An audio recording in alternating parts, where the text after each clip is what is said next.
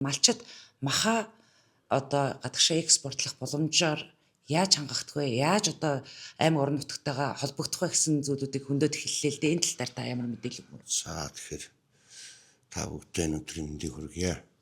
За саяхан энэ сарын одоо 24-өөс 27-ны хооронд Монгол улсын их хурлын дарга амар ёсгалан дараагаар ахлуулсан, Ласцвигийн амар ёсгалан дараагаар ахлуулсан одоо албан ёсны айлчлал бүгд наримдах одоо Казахстан улсад хийгдлээ. Энэ айлчлалын бүрэлдэхүүнд одоо 3 аймгийн засаг дарга 10 улсын их хурлын гишүүн оролцсон. 3 аймгийн засаг дарга дотор одоо миний бие оролцсон. Хөөсгөл аймгийн засаг дарга, дээрээс нь Завхан аймгийн засаг дарга, тэгээ Ховд аймгийн засаг дарга 3 энэ албан ёсны ажил багтсан юм. Тэгэхээр ер нь за энэ өвөл бол өнгөрсөн өвөл өнтөө сайхан өвөл боллоо. Гэхдээ зуншлаг бол үнэхээр юм одоо тааруу байсан. Одоо яхаар байхгүй одоо энэ Баян Үйлгийн Уус, Ховд аймаг 3 бол одоо нэлээд одоо гандуу ийм зам болж өнгөрлөө. Тэгэхээр бол энэ өвөл бол нэлээд хүндхэн өвөл болно. Тийм учраас бол миний би наадам ийм маргаашнаас нь эхлээд ер нь малаа жохон салбарын хөгжлийн бэлтгэл ажлыг анх чиглэлээр одоо инквиз дараагаар ахлуулсан ажлын хэсэг гаргасан. Энэ хүрээнд одоо тэгээд ер нь өмнө нь бол Ховд аймаг нэг аюулгүй нөөцөлдөх чиглэлээр улсын онцгой комиссын одоо Монгол Улсын засгийн газрын албан даалгаврын хүрээнд бол нэг ойролцоогоор нэг 20 орчим мянган барьяас үүсэлдэгдэг байсан. Энэ жил бол бид өхөн бол нэг чадвал нэг 80-аас 100 мянган барьяас үүсэлдэх ийм зорилт тавиад инквайр дараагаар ахлуулсан ажлын хэсэг гаргаад санхүүгийн бас одоо тэгээд одоо аймгийнхаа нэг онцгой комиссын одоо төсвөөс гаргахаар болоод тэгээд ажилдаа ороод ингэж явж байгаа. Хүндхэн өвөл болно. Гэхдээ ер нь бол малчид одоо 8700 малчин өрх одоо малаа зохион салбарт ажиллаж амьдарч байна. Малчтайгаа хамт одоо энэ өвлийг бол бас хамтдаа ард нь гарч давж туулнаа. Бид одоо энэ хүнд өвлийг бол тойрч гарах боломжгүй. Тэгэхээр бол одоо малчин түнтэйгээ хамтран цаана гарна гэж бодож байгаа. Энэ хүрээндээ одоо сая улсын их хурлын даргын ажлын айлчлалд бас би бас ачаалбаг өгч байгаа. Ягаад гэвэл энэ үеэр одоо Дорнод Казахстан мужийн одоо Өскөмэн одоо тийм даргатай бол Ховд аймаг хамтран ажиллах санамжигт гарын үсэг сурсан. Ер нь бол өмнөх он жилүүдэд бол Баян Үйлгийн аймгийн махны үйлдвэрүүдээр дамжаад одоо Казахстан руу одоо мах экспортлдог. Ягаад гэвэл халаал аргын одоо аргаар боловсруулдаг одоо тусгай зөвшөөрөлтэй аж ахуй нэгж маань одоо энэ махыг экспортод гаргадаг байгаа шүү дээ. Тэгэхээр энэ жил бол бас Баян Үйлгийн аймгийн одоо үйлдвэрүүдээр дамжуулахгүйгээр шууд одоо гэрээ байгуулад Иран буюу одоо Казахстан улсууд тэгээд дээрэс нь одоо Станы орнууд руу гарах ямар олцоо боломж байгаа талаар бол нэлээд одоо судалгаатай ажиллаж байна. Тэгээд аймгийн одоо иргэдийн төлөөлөгчдийн хурлын дарга ирэх үеэр удахгүй одоо бас ингээд дахиад Казахстан улсад одоо бизнесүүдийн уулзалт болох хэрэгтэй байгаа. Энэ хүрээнд одоо бас нэг махны одоо махан бүтээгдэхүүн үйлдвэрлэлтэй одоо үйлдвэрлэлийнхаа төлөөллүүдийг хамтдаар одоо тэгээд тэр арга хэмжээнд очиж оролцох хэрэгтэй. Яг одоо нэг өөрөөр хэлэх юм бол би одоо Дорнод Казахстан мужтай хамтран ажиллах санамжигт гарын үсэг сурна гэдэг бол цаашдаа одоо ямар ч төрлөөр соёл, урлаг, дүүх, нийгэм, бизнес, мөн одоо инновац, технологич гэдэг юм уу энэ чиглэлээр бол одоо хамтран ажиллах үе таалга нь нэгдлэл гэсэн үг. Эхний алхам нь нэгдлэл гэсэн үг. Түүнээс биш одоо нэг гадаад оронд очоод нэг л их одоо мөнгө төгрөг одоо гууж одоо шийдүүлж гэдэг юм уу тэгж явж ирж гин гэж битгий ойлгоорой. Зарим хүмүүс бол нэг тиймэрхүү юм бас ойлгоод байх шиг байна лээ. Энд чинь одоо 90-ад оны үед л одоо Монгол улсын одоо ерөнхий сайд нь одоо Япон улсад очоод Оросд очоод $500 сая зээл авч гин гээл одоо тийм цаг үе бол ард үлдсэн. Ягаад гэвэл өнгөрсөн 30 гаруй жилийн зах зээлийн шилжилтийн нийгмийг одоо бид өхөн хуульж өнгөрүүллээ. Одоо Монгол улсын тэр үед хэдэн саяар яригддаг байсан Монгол улсын одоо төсөв эдийн засаг бол өнөөдөр их найдар яригддаг болчиход байна. Тийм учраас одоо тийм асуудлыг бол ярмааргүй байна. Тэгэхээр бид нар бол зүгээр ямар хамтарч ажиллах ямар гарц гүүр байна. Тэрийгээрээ л одоо тэгэл хамтраад ажиллаад одоо дэлхийн улс орнуудтай хөлөө нийлүүлээл ингээл явах хэвээр.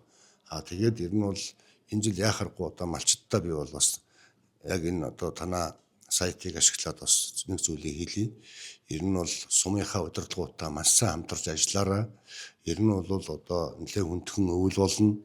Тийм учраас өөрсдийнхөө нөөц болцоогоор сум орон нутаг багийн ард иргэд одоо малчдын маань өөрсдийн нөөц болцоогоор чадах хэмжээгээр бас үүсгэж хэлээ бэлдээрээ.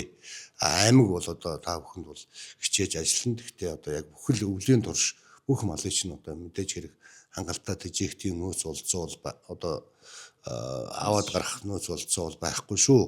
Тэгээ одоо инквайр даргаахлуулсан ажлын хэсэг маань ажиллаад Оросын холбооны улсаас тэр хорголжин хичээл одоо жишээлх юм бол одоо Оросын холбооны улсаас хорголжин хичээлийг одоо эхний ээлжийнхийг нь оруулаад ирсэн байна. Тэгээд ер нь бол цаашдаа бол аавна. Дээрээс нь одоо тэгээд Баян-Улгийн аймгийн сектортаа бас байнгын зангаар дарахтаа байнга холбоотой байгаа. Оросын холбооны улсын Барнаултаа одоо бас өвсд хичээл ийм одоо гэрээ хийх ийм одоо ажлаар бол саяхан Оросын холбооны улс руу явсан. Тэгээ одоо би удахгүй бас ангаар даргатай холбогдож үн ханшийн судалгааг авъя. Дээрээс нь эрхвэр дарга маань одоо бас ингээд Казахстан руу яваад тэнд очиод яг газар дээр нь очиод аж ахуйн нэгжүүдэд өвсдөжэл ямар үнэтэй байдгийм байна, махны үн ямар үнэтэй байдгийм байна. Энэ бүх судалгаа хийгээд ирнэ. Гэхдээ ер нь энэ өвлжилтийн бэлтгэл ажлыг бол анх хүрээнд бол засгийн газар бол нэг сарын өмнө үүрэг чиглэл өгсөн. Ерөнхий сайдын одоо Монгол Улсын шадар сайдын оролцсон, засгийн газрын хэрэглэх дарга оролцсон, бүх яамны сайдууд оролцсон. Тэгээд ийм видео хурал болсон байгаа. Энэ дээр бол сарын өмнө бол албан даалгаврууд бол өгсөн байгаа. Гэхдээ Ховд аймаг бол 2 сарын өмнө өөрөөр хэлбэл наадам өнгөрөөл би ажлын хэсгээ гаргацсан байгаа гэдгийг хэлье. Ер нь бол мал махыг экспортод гаргахын тулд мал сүрэг нь өөрөө эрүүл байх үндсэн шаардлага байдаг тийм үү. Тэгэхээр аймгийн засаг дарга бас аймгийн одоо төсөв хөрөнгөөр эрүүл сүрэгтэн гэсэн ийм хөтөлбөрийг бас хэрэгжүүлэхэд тодорхой хэмжээний дэмжлэг үзүүлсэн. Тэгэхээр мал сүргийн эрүүл мэнд тал дээр анхаарлах ер нь бодлогын чанартай юу тусгагдсан байдгийн бол үйл ажиллагаанд. За энэ бол хамгийн чухлаар тавигддаг асуудал. За ер нь бол одоо энэ чиглэлээр бол одоо бас яамтайгаа хамтраад одоо аймгийн секторын үйл ажиллагааны хөтөлбөр бас тодорхой заалтууд тусгагдаад малаа одоо эрүүлжүүлэх чиглэлээр бол одоо бас тодорхой саналууд гарч энэ дээр бол тодорхой бас ажлууд хийх гэж байгаа. Гэхдээ нөгөө за одоо юу гэдгийг яг энэ эрүүл малыг одоо экспортод гаргая гэд Монгол Улсын засгийн газар өөрсдөө ер нь яг тодорхой нэг тийм ахиц твшил амжилт бол гараагүй байна. Яг үннийг хэлэхэд бол. За тэгээд нөгөө манайхан одоо ямар тохиолдлоор гэдэг юм бэ нэг шүлхий өвчнж гардаг. Тэгээл нөгөө годрон өвчнж тэгэл гарчдаг. Энэ нөгөө нэг яг нөгөө одоо манай улсын нэг талдаа бол одоо нөгөө хөтөө аж ахуй эрдэм шинжилгээний хүрээлэн гэж байсан шүү дээ. Тэр байхгүй болцсон үүнтэй холбоотой гэж ойлгодог. Тийм учраас ер нь бол цаашдаа бол зөвхөн мал аж ахуйн салбар, дээрэс нь одоо газар тариалангийн салбарт ямар төмс тариад байгаа, ямар үрийн төмс тариад байгаа. Цаашдаа ер нь хичнээн тон төмс тарих шаардлагатай. Ямар байцаа манжин луун тариад байгаа. Тэгэхээр энэ дээр шинжлэх ухаанч байдлаар асуудалд хандахгүй болохоор асуудал нь яг үндэл байгаа. Тийм учраас 100 гаруй сая төгрөгөөр одоо Ховд аймгийн харьяат одоо хөдөө аж ахуйн их сургуулийн эрдэнэтэн доктор профессорууд оролцсон. Одоо хөдөө аж ахуйн эрдэм шинжилгээний хүрээлэн одоо байгуулахаар тэзүүг нь боловсруулсан. Ховд аймаг 120 орчим сая төгрөгөөр одоо энэ тэзүүг боловсруулж хүлээж авсан. Тэгээд удахгүй одоо тэгээд энэ чиглэлээр хөдөө аж ахуйн эрдэм шинжилгээний хүрээлэн гэх бүтэц орнотойгоо нь батлагдаад тийм ээ. Тэнд одоо мэрэгжлийнх нь одоо нөгөө мэрэгжил аль биесны одоо мэрэгжилтэнгүүд нэрж ажиллахаар энэ асуудал арай илүү ахиц твшил гарна. Түүнээс биш би өөрөө хөдөө аж ахуйн одоо малын эмч биш, зоотехникч биш, агрономч биш, эрдэмтэн биш. Тэгэхээр би хамаагүй энэ тухай ярьж болохгүй байхгүй. Энийг мэддэг хүн, мэрэгжлийн хүн ярих хэрэгтэй. Ажиллах хэрэгтэй. Тэгэхээр илүү судалгаатай болно гэсэн үг. Тэгэхээр одоо хідэн гад услагаатай газар тариалан хэрэглэх боломжтой байх юм. Энэ бүгдийг цаашдаа ямар сортын үр тарих юм. Энийг бүгдийг хөдөө аж ахуйн шинжилгээний хүрээлэн маань удахгүй байгуулагдана. Хэрэгчлээс бол би хэрэггүй байх гэж бодож байна. Энэ бол хүлээгдэх ёсгүй одоо нэг юм энэ шаардлагатай хийгдэх ёстой ажил байхгүй. Тэгэхээр Махны экспорт ирсэн шүү дээ ойлаа. Тэгэхээр махны экспортын дээр ер нь Ховд аймаг малынхаа одоо тоо чанар гэдэг одоо юу гэдэг бүтэц гэдэг юм одоо 5 шуу малынхаа тийм ээ. Тэгэхээр өндөр үндэслээд ер нь жилдээ нэг 40 мянган мал, 40 мянган мах ч гэдэг юм уу одоо экспортод гарах боломжтой гэсэн ерөнхий судалгаа бид юу? ер нь бол судалгаа бол одоо би сая хэллээ тийм манай эрхвэр дарах чи өөрөө одоо махны чиглэлийн одоо үйлдвэрлэл эрхэлдэг тийм мах бэлтгэдэг үйлдвэртэй. Тэгээд энэ чиглэлээр бол мэдээлэл бол байна. Өнөөдөр Ховд аймагт нэг 10 гаруй махны үйлдвэр одоо үйл ажиллагаа явуулж байна. Тэгэхээр ер нь бол өчигдөр одоо саяхан бид нар Ховд аймагт одоо шинээр үүд хаалгаа нээсэн амар органик мит гэдэг одоо компани баяр сайхан захиралтай. Энэ компани одоо үндсэндээ одоо нээлттэй хийгээд үйл ажиллагаа нь эхэлсэн явж байна. Жишээлх юм бол одоо Иран улсын саяны нөгөө хилдэг нөгөө Иран улсын одоо тэр нөгөө хөдөө аж ахуйн нөгөө эрдэм шинжилгээнийх нь одоо мэрэгчлэлт нь ирсэн газар дээр нь өөрөө тий өөрсдөө ирж ажиллаад за тэгээд өөрсдөө махаа бэлтгээд өөрсдөө ирээд тээвэрлээд аваад явах тэр бололцоо боломжийг нээгдсэн байна. Энэ бол их том амжилт. За ойролцоогоор бол нэг 300 орчим мянган бог мал одоо нэрлэгдэнэ гэсэн ийм тооцоо судалгаа бол эрх үеэр дарга надад бол хэлээд байгаа. Тэгээд ер нь бол цаашдаа гэхдээ та хэд маань ер нь бол би ялангуяа сэтгүүлчтэй хандаад нэг зүйлийг хэлье. Өнөөдөр болж өгөхгүй байгаа бүх юмыг л аймгийн дарга л нэрлэл гарчдаг. Тэ олон нийтийн сүлжээн дээр амарснаа л гэж яригддаг. Одоо сайн ч хэлүүлсэн, муу ч хэлүүлсэн тэгэл амарснаа дарга л одоо бүх асуудал яригддаг. Тэгэхээр би энэ бүх байгууллагын удирдлагууд одоо нэг зүйлийг хэлэх гээд байна. Ер нь бол за ард түмэн одоо шилжих юм бол өнгөрсөн одоо энэ зуны тухайд аваад үзэх юм бол одоо ингээл ногоон байгууламж тий. Ногоон байгууламжийг өмнө нь 12-оос 16 онд бид тарьж байсан. Би өөрөө хөдөө аж ахуй одоо байгаль орчин хариуцсан аймгийн захиргаа орлогчоор ажиллаж байсан үедээ маш сайн одоо Ховд аймгийг ногоон байгууламжтай болгосон аймгийн засаг дарга Цэвэр удан дарга өөрөө байгаль орчны чиглэлийн хүн тэгээд би бас ингээд хамтраад ажиллаад бид бүхэн бол сайхан болгож ирсэн ийм туршлага байгаа. Би байгаль орчны чиглэлээр үйл ажиллагаа явуулдаг 2 давхар цагаан байшинд байсан. Бүх хүмүүсийг яг тухайн үед нь гаргаад 7 хоног би одоо яг тэр цэцэг навч одоо энэ бүх одоо энэ ногоон байгууламжийг тариулж ирсэн. Аль байрын ч ойдлчод эрхчлээс ахил ингэ хийх шаардлага гарч байна. Нөгөө талдаа бас энэ яг ногоон байгууламж бол байгалаараа нэг 60% татаа услагддаг байх, 50% услагддаг байх хэвээр. Тэгтэл энэ жил үнэндээ нэгч буруу орсонгүй. Манай одоо бэлгүүнээ оройд л ингээд би хэлдэг байхгүй. Өдөр нь яагаад услахгүй байгаа юм бэ гэхээр өдрийн халуунд нөгөө услага хийхээр уссан болохгүй байна. Орой ингээд сэрүүн унахаар услах боломж нь гараад байна дараагаа гэд. Огт хийгээгүй хийж байгаа. Гэхдээ ер нь бол эрхчил бол нэг зүйлийг анхаарай. Би бас нэлээд одоо юу гэдэг нь өөрснийхөө экспортыг нэмэгдүүлээ, эдийн засгаа нэмэгдүүлээгээд илүү бас нэг бодлогын чанартай юмд анхаарлаа хандуулад явсан. Тэгтэл ард иргэд маань хүсэн хүлээж байгаа зүйл бол би ямар ч үсэн эрхчил гэхэд би тэр болормоо даргын үед бол одоо шинэ дулааны станцд 250 сая төгрөг төсвөөс одоо баталж өгчээж дулаан халуус авч ирсэн юм бэл. Тэгэхээр одоо би тун удахгүй ажлын хэсэг гаргах гэж байна. Яах вэ гэхээр одоо та нар нэг халуун усыг нэг зүгээр л нэг одоо нэг коноптороод өгчдөг гэж ойлгоод байна. За одоо 400 одоо доод станцтай 200 сая, дээд станцтай 200 сая ингээд 400 сая төгрөг бараг одоо ингээд жил болгон төсвөөс гаргаж өгөөд иргэдэд халуустай болгох ёстой байна л. Үүнийг зүгээр одоо жил болгон мөнгө тавьж өгдөг биш. Ажлын хэсэг гаргаад яавал энэ халуусыг одоо ингээд өгөх вэ? Жишээлх юм бол олон шийдлүүд байд юм байна. Сая одоо Турк улсад бас нэг яваа судлаад ирсэн одоо манай Шимус орон нутгийн өмчлөлтийн газрын дараа ганц зэрэг үтээр энэ талаар бол маш сайн ярилцж байгаа. Тэгээ ганц зэрэг дараагаар ахлуулсан ажлын хэсэг гаргах гэж байна. Тэгээ Шинжаа уурд очиод өнөхөр хэрэглээний халуусыг одоо жишээлх юм бол нарны одоо эрчим хүчээр шийдэх болцоо байдığım байна. Эсвэл одоо тэгээ Турк улс гэхэд одоо байшин болгоны дээр юм ганц сав том усны ён гэсэн. Тэгээд тэр нь одоо тэгээд бас жижигхэн одоо энэ халаагууртаа тэрийн захилгаанаар шийдэгддэг. Гэхдээ манад аль нь илүү оновчтой байна те. Энийг нь судалж үзэж шийдъя. Гэхдээ энэ жил төсөв тасарсантай холбоотойгоор 500 сая төгрөг өгөөд одоо халуун ус өгч чадсангүй. Тийм бас санхүүгийн бололцоо боломж бас байхгүйсэн. Ер нь бол хөшөөтийн одоо би ганцхан жишээ хэлээ л да. Хөшөөтийн нүрсний уурхай бол одоо бас л төсөв бүрдүүлэгч аж ахуйн гэж манай Монголын одоо засгийн газрын улсын одоо төсөв уул уурхайгаас хамааралт. Тэр тусмаа нүүрснээс хамааралт.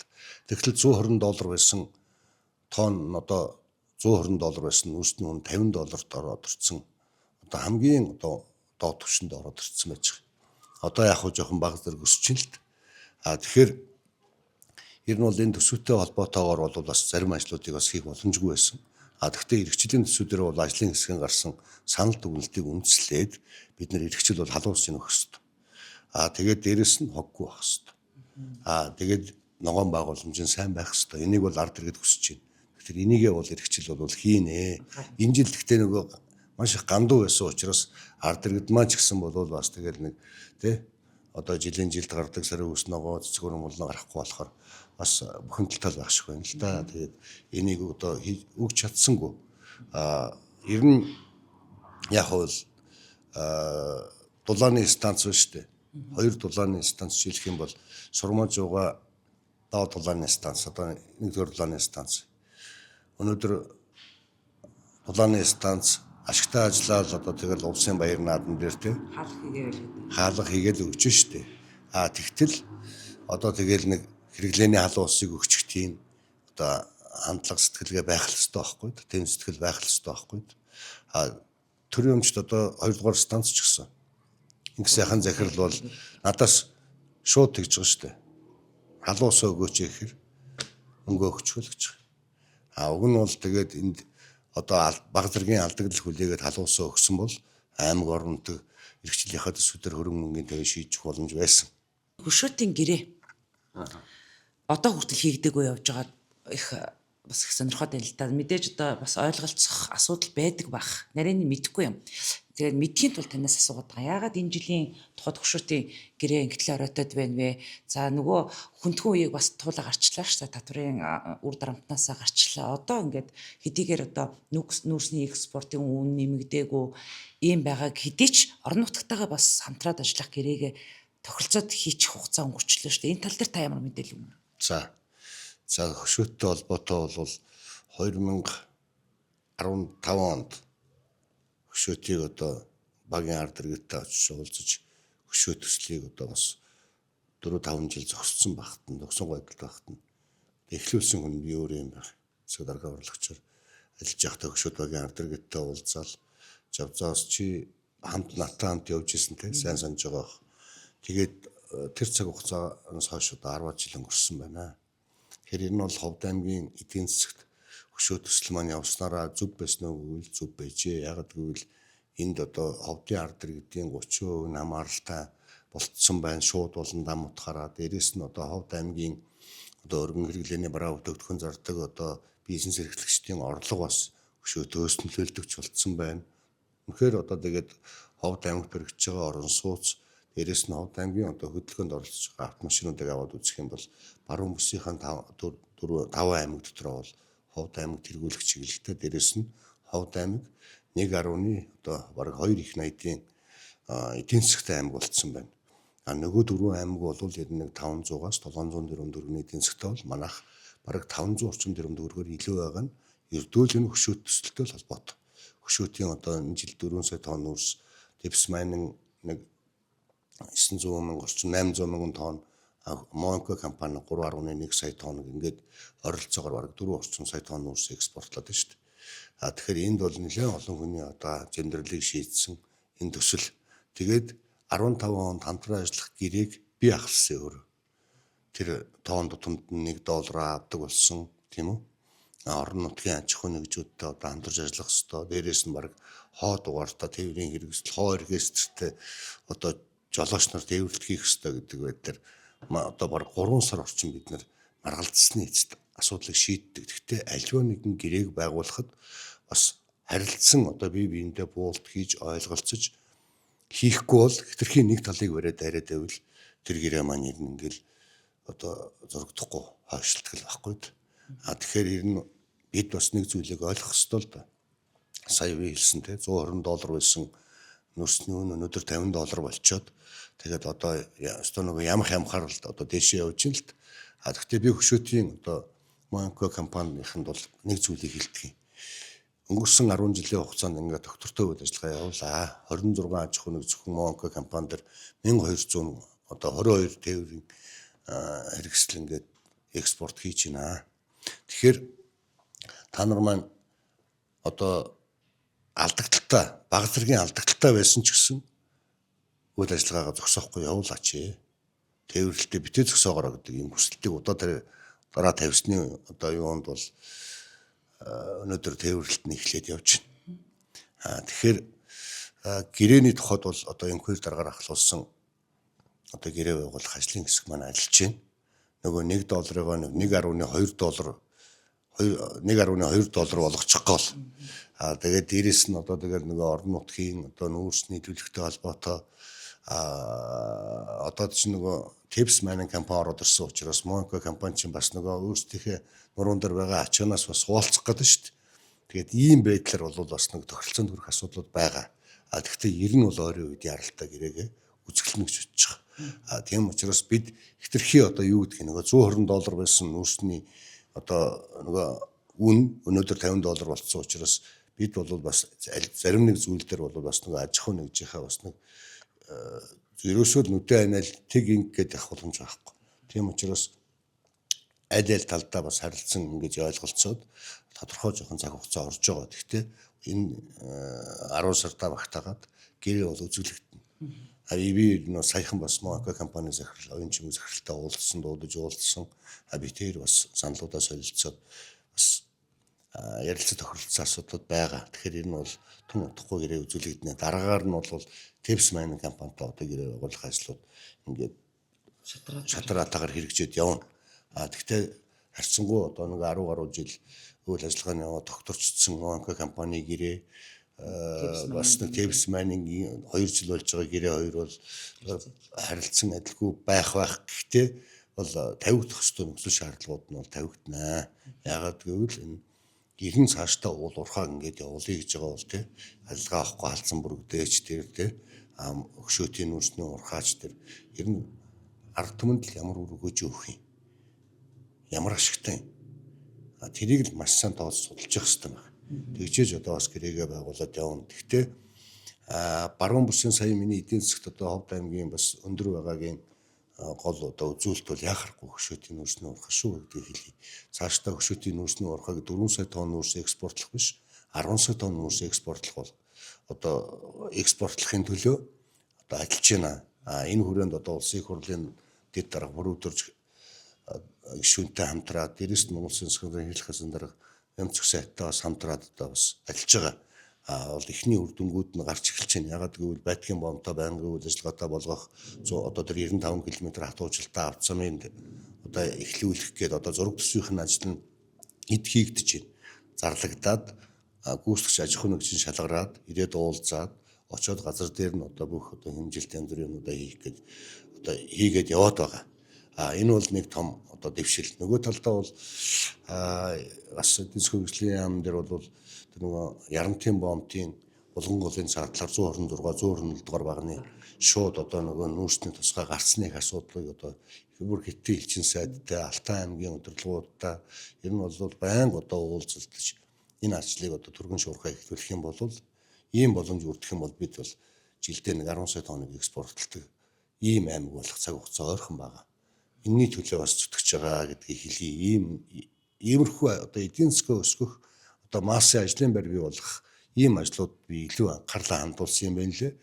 Тийм учраас энэ жил одоо бас уг нь бол яг энэ жаргалан суман дээр одоо ингээд энэ ногоон байгууламж хог хаягдэл за тэ дээрэс нь одоо энэ халуус энэ асуудлууд бол манай жаргалан сумынхаа төвшөнд асуудал нь шийдэгддэг. Үүнийг хариуцсан одоо тэр мэргэжлийн байгууллагууд нь байгаль орчны газарч гэдэг юм уу тий. Тэгтээ яах вэ? Бид бол илүү улам одоо сайжруулад нар түмний хүсэн хүлээгээд байгаа өсөөд байгаа тэр ажлыг бол хийх ёстой. Тэгхийн тулд сонгогдож гарч ирсэн учраас энэ ажлууд бол эрхжил хийгдээд явна. Тэгэхээр засадрага ер нь бол энэ өвжилтийн бэлтгэл ажлын хүрээнд төвсрүүн газрын өвжилтийн бэлтгэл бэлэн байдлыг хангах юунтэй холбогдуулаад Монэко компани энэ жил бол өмнөх жилүүдээс нөгөө айл өрх албан байгууллагад өгч байгаа нүүрсний хэмжээг бууруулах ийм мэдээлэл байгаа. Тэгвэл яагаад гэвэл олборлож байгаа нүүрснийхаа бүхэл нутгаас хамаарат тэгэхээр энэ уул нь цөөхөн тооны нүүрс өгчөж байгаа шүү дээ. Тэрийг ахаад бууруулчихлаар чи иргэдийн нуурын дээр бас л ахаад санхүүгийн дарамтч гэдэг юм уу иргэд нөгөө газрын баялагтай эзэн байж чадахгүй ч гэдэг юм асуудад хөндөд гараад байж байгаа юм л да. Үүнийг бууруулахгүй байх тал дээр боломж байдгүй юу? Аймаг орон нутгийн зүгээс бас тухайн компанид шаардлага тавьж байгаа юм бий юу? Нөгөө талаас Tepes Mining Monaco компани хоёрыг үүргэжүүлэх асуудлыг жоохон тэнцвэртэй байлгах шаардлага байна гэсэн яриад байгаа. Нөгөө өнгөрсөн жил нөгөө Tepes Mining чинь иргэдэд нүүрс олгох чинь хийж байгаа баахан чулуутай хог өгчлөө гэдэг. Тэгээ бөөн хэлэг үг болдог шүү дээ. Энэ тал. За яг наад асуудлаас чинь болвол нөгөө саяхан яриад байгаа нөгөө гэрээний одоо нөгөө ажлын хэсгийн ажил удаашраад байгаа шалтгааны өртөө энэ байхгүй. Тэгэхээр ер нь бол та нар нэг ингэж ойлгоорой бас заа. Тэнд ингээд нөгөө яг нөгөө хөшөөтийн нүүрсний ороход очоод газар дээр нь одоо очоод үзэх юм бол нунтаг нүүрс хэдэн өвн гарч байна. Бүхэл нүүрс хэдэн өвн гарч байна. Энэ тооцоо нүдэн дээр ил харагдсан заа. Тэгэхээр ер нь бол бас яг үнэхээр одоо байгаад өгөхгүй байгаа бол нэг өөр асуудал. Дэндүү одоо нөгөө нунтаг нүүрс их гардаг. Зардал ихтэй гарна шүү дээ. Зардал ихтэй гардаг. Тэгээд бүхэл нүүрс нь одоо бас баг гардаг учраас л эднэр яг одоо толгойн өвчин болчиход байгаа байхгүй юу. Гэхдээ ямар ч үсэн хувдынхаа ард иргэдэг бол энэ жил нүүрстэй үлжүүлнэ. Энэ үүргийг бол бид өхөн хүлээж байгаа. Тэгэхээр цаашдаа тийм ч учраас өнөөдөр улсын одоо төсвийн хөрөнгө оруулалтаар одоо миний одоо авсан ихний мэдээлэлээр бол 20 тэрбум төгрөг. Одоо магадгүй айгүй бол төсвөн цаашдаа бараг 30-40 тэрбум төгрөгтэй хүрэх юм байна л. Шахмал төсвийн үйлдвэр байгуулагч байгаа. Хөшөөтөг түшгэлсэн. Асар их хэмжээний одоо эрчим хүчний нүүрсний одоо овоолго байна. Нөгөө эрдэнэ тэнцсэн овоолго гэдэг шиг одоо манад эрчим хүчний нүүрсний одоо нөгөө баяжуулах үйлдвэрээр ороод эрчим хүчний нүүрс нь үлддэг, кокс нүүрс нь одоо цэвэршүүлс нүүрсний экспортонд гардаг түүхийд нь бэлэн байгаа учраас одоо үйлдвэр хийгдээд баригдаад явж байна. Гэхдээ хамгийн гол нь энэ үйлдвэрийг бүрэн одоо цахилгаанаар хангах ажил нь удаашралтай явж байгаа. Өөрөөр хэлбэл манхнаас хөшөөтийн урхаа руу явж байгаа 110 шугам нэлээд одоо удаашралтай ажил нь явж байгаа. Төсөв нь одоо нөгөө жил болгон баг багаар тавигддаг учраас ажил нь удаашралтай явдаг. Гэхдээ би эрчим хүчний яамд асуудал тавиад энэ шахмал төсвийн үйлдвэр яаралтай ашиглалтанд оруулъя гэдэг хүсэлтээ тавьсан, Бямцэг сайдад тавьсан. Тэгээд Бямцэг сайд бас эрчим хүчний сайдыг яг одоо ингэ видео хурал дээр шууд одоо асуулт асуугаад хариултыг авсан. Гэхдээ ер нь бол энэ тэгсний үр дүнд яах вэ гэхээр Ховд аймаг бол ашиглагч байгууллага нь болж байгаа. За өмчлөл нь бол мэдээж хэрэг өн дээр одоохондоо явж байгаа. Нөгөө төрийн өмч дээр эрчим хүчний яамд харьяалтай явж байгаа. Тэгээ одоо нөгөө ажлын хэсэг нь хүлээж авах ажлын комиссн одоо тэгээд хүлээж аваад албажаагүй байна. Хараахан албажаагүй байгаа. Тэгээд энд бол ерөнхийдөө бол яг эрчим хүчний яам бол дулааны 2 дугаар станц, Инх сайхан захиралтай дулааны 2 дугаар станцд одоо үйл ажиллагааг нь хариуцуулаад ингээд явъя гэж шийдсэн юм байна. Тэгтэл яг энийг бол бид бол орон нутгад засгийн хамгаалалт газар авъя ашиглалтыг. Тэгээд энд бас нэг тодорхой хүмүүсийг одоо оронтой бүтэц оронтой бий болгоод энд бас нэг ер нь бол 5 толгой түлшгээд тав сонссон байх тийм. Энэ 5 толгой түлшээс одоо яг энэ албан ёсны энэ шахмал төсвийн үйлдвэр маань ашиглалтанд орсны дараагаар бол энд ирж дуршилт тохируулга тэгэл одоо нэг туршилтын хугацаа энэ одоо ашиглалтын өмнөх одоо юу гэдгийг захиргааг нь бүгднийг нь бол 5 толгой түвшнээс мэрэгжлийн хүмүүс ирж хийх юм байна л. Тэгээд нэг ойлголтыг бол хэлж илээ. Сайд чөлсөрөн сайд энэ бол нэг утаагүй ч болчихгүй шүү л гэдэг л. Уг нь бол яг одоо яг энэ үйлдвэр бол 20 гаруй тэрбум баг 30 тэрбум төгрөгөөр ингээд хийгдэж байгаа үйлдвэр бол бүр хамгийн сүүлийн үйлдвэр байх л ёстой шүү дээ. Тэгэхдээ одоо тэгэл өнгөрсөн хугацаанд хийгдсэн ажлууд нэг иймэрхүү л үр дүнтэй л ингээд явж байна. Тэгээд гэхдээ хийгдээд явж байгаа нь сайн. Яагаад гэвэл ард иргэд маань бас ингээд нэг шахмал төсвийн үйлдвэртэй болоод өвлийн турш шахмал төсвөө төлөөд орчдөг бол тэрэн шиг сайн ажил гэж байх. Дулааны бадамлах төлөв компани 500 гаруй сая төгрөгийн өртөөн улмаас цахилгаанаа тасалуулж чад өвлжилтийн бэлтгэл ажлыг хангаж чадахгүй байна. Аймаг орон нутаг ер нь яагаад энэ байгууллагатай ер нь хариуцлага тооцож чаддгүй юм бэ гэсэн асуудал иргэдийг их бухимдуулж байна л да. Тэгэхээр засаг даргын хуваарьж та энэ дээр ямар мэдээллийг өгнө? За тэгэхээр надад бол одоо нөгөө ган төмөр түгээх компани захирал ган төмөр дарагтаа би бол дуудаж уулзсан. Сурмажуугаа даач уулзсан. Гэхдээ энэ бол сурмажуугаа болохоор ерөөсөө л баруун мөсийн эрчим хүчний сүлжээ компани манад цахилгаанаар хангахгүй байгаа учраас асар үйлчлэгээ хийх боломжгүй. Энэ өвөл одоо бараг дулаанаар хангах боломжгүй болж шүү гэдэг байдлаар надад бол асуудал тавиад. Гэхдээ би бол шүүх шүү. Ховд аймгийн засаг дарга шүүх биш. Хуулийн хүрээнд ажиллах хэрэгтэй. Хуулийн хүрээнд цахилгаан эрчим хүч нийлүүлж байгаа аж ахуй нэгжтэйгээ гэрээгээ байгуулад цахилгаан эрчим хүчээ худалдаж аваад хэрэглээд хугацаанд төлбөрөө төлөх хэрэгтэй. Мөн үү? Тэгтэл одоо тэгээд юу гэдэг өнгөрсөн жилүүдийнхээ үр төлбөрийг яг сурмажуу захирал барагдуулаад явж байгаа юм байна. Тэгэхээр одоо яг нэг хамгийн сүүлийн үеийн чи одоо тэгээ Эрдэнэс Монгол гэдэг лөө аж ахуй нэгж байгуулагдсан байгаа шүү дээ. Тэгээд энэ хүрээндээ бол гэрээнийхэн төсөл нь шинжлэгдсэн юм байна лээ. Өөрөөр хэлэх юм бол та хугацаанд төлөөгүй бол алдан тооцно гэдэг. Энэ бол хаанч байдаг шүү дээ. Одоо нөгөө Монголын дөрвөн үндэсний компаниуд бүгд алдагдaltaй ажиллаад ингээд асрах шүүмжил дагуулдаг байгаа шүү дээ. Үүнтэй холбоотойгоор энэ дөрвөн үндэсний компаниуд ч бас нэг алдагдaltaй ажиллаж өөрөө авлага үүсэхгүй явахыг л хүсэж шүү дээ. Тэгэхээр үүнээс л гарч байгаа зөрчил байхгүй да. Тэгээд ер нь бол цаашдаа бол хуулиараа бол одоо хуулийнхаа хугацаанд халаалтаа өгөх байх гэж бодож байгаа. Тийм одоо юу гэдгийг одоо би бол аль болох аж ахуй нэгж хувийн байгууллага дэмждэг аймгийн дарга шүү дээ. Ер нь бол баялаг үтээгч аж ахуй нэгжээ дэмжих шийдвэргөө зарлалцсан. Аль болох би нэг тийм одоо дарамтлах шиг тийм үү одоо нэг тийм байдлаар асуудалд хандахгүй байгаа. Болох байхаа л гэж бодож байгаа. Ер нь яг энэ мэтлэнгээр шалтгаан шалтгаанаар одоо дулааны боломжтой төлөөс халаалт дулаанаар хангагддаг айл өрхүүд энэ жил зутруухан хүүтэн хүлдэж өвлжүүл хариуцлагыг хүнд яаж нотолох юм бэ? Сурмажуугаа бол ганцхан л асуултыг хэлдэг шүү дээ. Ховд аймгийн одоо юу гэдгийг удирдлагууд эсвэл энэ улс нь болохгүй л энэ дулааныхаа станцыг авал та нарыг би авал гэдэг байгаа шүү дээ гэсэн ганц хариултыг л өгдөг шүү дээ. Тэгэхээр энэ би аймгийн орлогчор ажиллаж байх үед ер нь бол бас л хүндхэн байдаг байсан шүү дээ. Дулааны станц маань одоо нөгөө улс ширмэн хайлчдаг заримдаа тэгэл идрэл гэмтэл гардаг гэмсоос вентилятор нь одоо бас болохгүй болчдөг.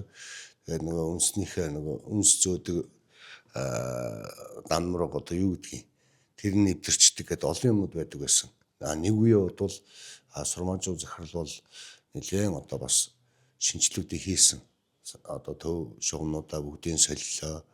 Дээрээс нь одоо тэгээ 100-ны засвар үйлчлэгийг бол өнгөрсөн хугацаанд сайн хийгээд за одоо ямар ч үсэн тэр намайг ажиллаж байхдаа 12-аас 16 онд бол айл өрхүүд нэг хөлдөөгүй. Ер нь 12-оос өнөөдрийг хүртэл нэг тийм хөлдсөн байгууллага бол байхгүй болсон шүү дээ. Тэгэхээр бол хэвийн үйл ажиллагаатай явж байгаад одоо тэгэл зогссон тэгээ одоо энэ жил халаалтын удирдал эхлэхээр би өгөөд эхлэнэ л гэж одоо бодож байгаа шүү дээ. Ер нь бол тэрвээ өгөхгүй бол одоо асуудлыг тавих хэрэгтэй газар нь тавиал явна да.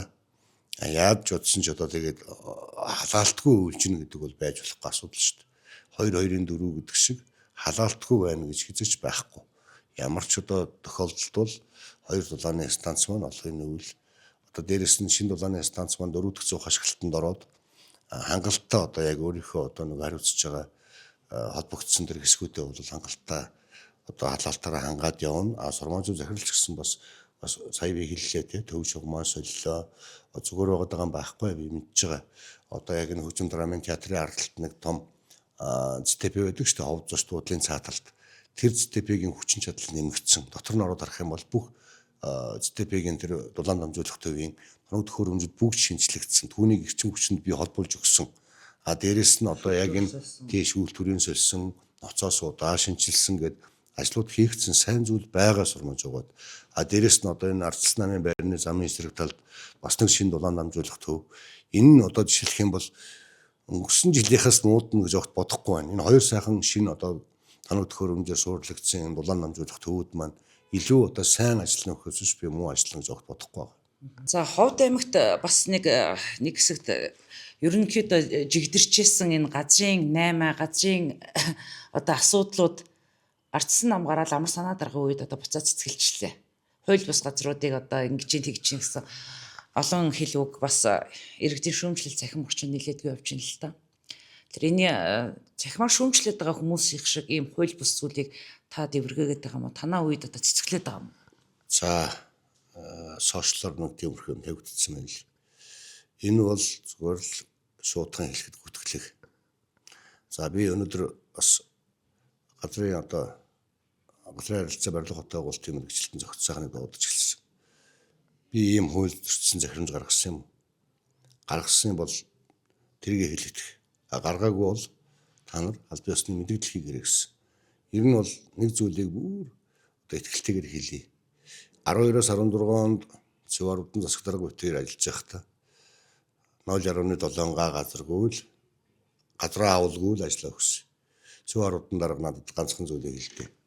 Ховдын газар хөссөн, өргөдөл өгсөн ард иргэдийн газар бүгд шийдэгдсэний ардл 0.7 га газраа авъя л гэж.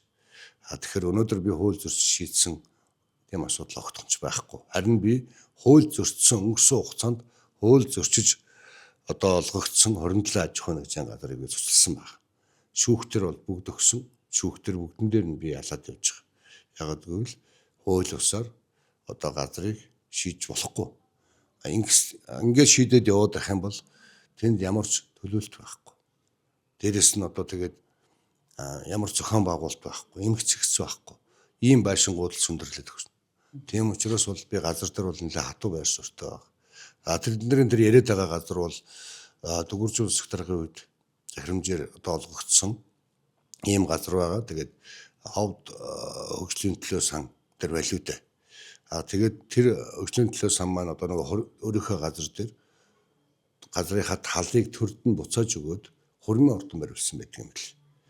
Тэгээд үлдэгдэл газраа хөгжлийн төлөө сан маань одоо нэг өөрийнхөө төлөөлөл удирдах зөвлөлөөр шийдвэрээ гаргаад одоо нэг төлөөлөл удирдах зөвлөлийнхаа нэг гишүүн дээр ч гэдэг юм уу нэг иргэн дээр ч байдаг юм уу газраа шилжүүлэх асуудал байгаа. Үлдэгдэл газраа өөр дөрөө одоо буцаагаад нөгөө шилжүүлж авах юм л захирамж байгаа. Түүнээс шинэ газрыг би одоо гаргаж ирээд захирамж гаргаа шинээр олгоод давуу эрх одоо өгөөд байгаа юм юусоо байхгүй.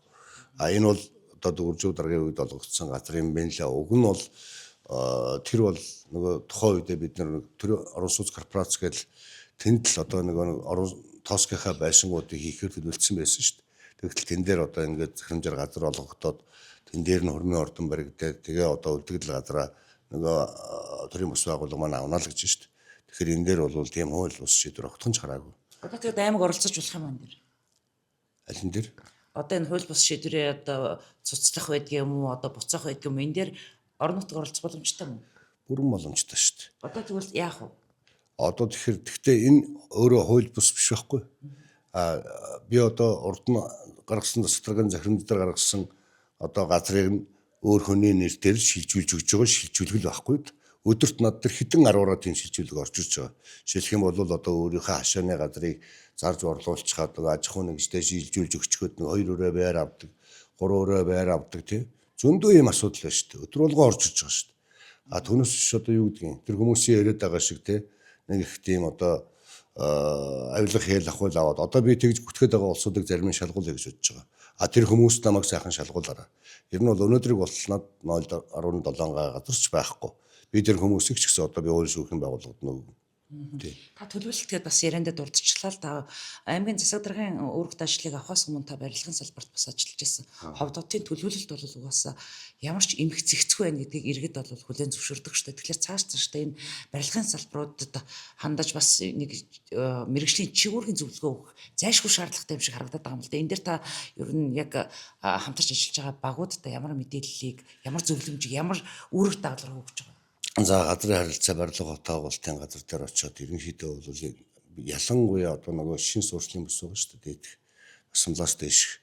Тэн дээр чи нөгөө 27 аж ахуйн нэгжийн газрыг би одоо хүчингү болгож тэр 15 газар одоо дахин төлөвлөлт хийхээр ийм шийдвэр гараад тэгээ одоо дид үтсийнх нь одоо зураг төсвийн ажлууд нь хийгдсэн. Одоо тэгээд нөгөө ажлыг нь тэд утсынхын ажлыг улсын төсвийн хөрөнгө оруулалтын дээр л нөгөө тавиал явж байгаа. Тэгээд тэрийг одоо нөгөө сонгогдсон улсын хурлын гишүүдээр дамжуулаад одоо ямар ч гэсэн шийдвэрлэхийг хичээнэ. Тэнд бол нэг 1000 айлын орон сууцны төлөвлөлт хийгдээд явж байна. Тэгээ ер нь бол зарим аж ахуйн нэгжүүд ингэж байгаа. Манайх ингээд хотхон байдлаар ингээд бариад өгөө. Хажууд нь нэг 75 ортой хүүхдийн цэцэрлэгч гэдэг юм уу тий. Тэрийг одоо бид нар ингээд өнгөө өргөдөг. Ийм асуудал хүртэл ярьдаг. Тэгэхээр бол хуулинд юу гэж заасан маань тэрийг л ухаасаар арга байхгүй.